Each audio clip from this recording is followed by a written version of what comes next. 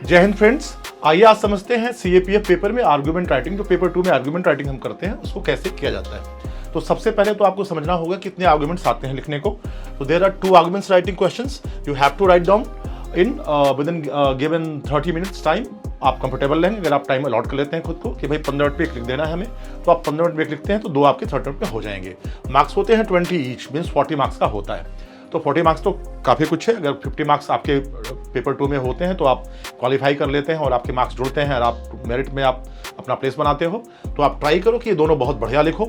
हाँ, आइए बात करते हैं हम लोग इसके फॉर्मेट की। तो इसको हम लोग 4 स्टेप में बांट लेते हैं आर्गुमेंट राइटिंग को।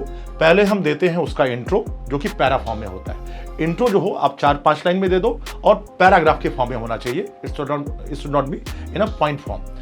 और आप जाएंगे फिर after intro you go for and against, मतलब आप पक्ष और विपक्ष में अपने थॉट देते हैं, पॉइंट्स देते हैं। तो वो बुलेट फॉर्मेट में होता है, बुलेट पॉइंट फॉर्मेट में होता है। आप बुलेट पॉइंट्स दे दें, 5 फॉर मीन्स उसके फेवर में और 4 या 5 अगेंस्ट में।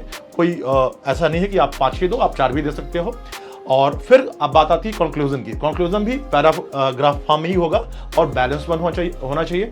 और साथ ही साथ आपको ध्यान देना है कि इंट्रो और कंक्लूजन ये वर्ड्स लिखे नहीं जाते, वो अंडरस्टूड होता है। क्योंकि आप टॉपिक ऊपर लिखते हो तो इंट्रो जो शुरुआत की 4 लाइन है, 5 लाइन है, आपकी इंट्रो मान ली जाएगी और लास्ट की 4-5 लाइनें आपकी वो आपकी कंक्लूजन मान ली जाएंगी। तो ये इंट्रो और कंक्लूजन दोनों पैरा फॉर्म में लिखना है। बाकी फॉर और अगेंस्ट में जो आपके थॉट हैं वो बुलेट पॉइंट्स में डालिए आप 4 से 5, ठीक है।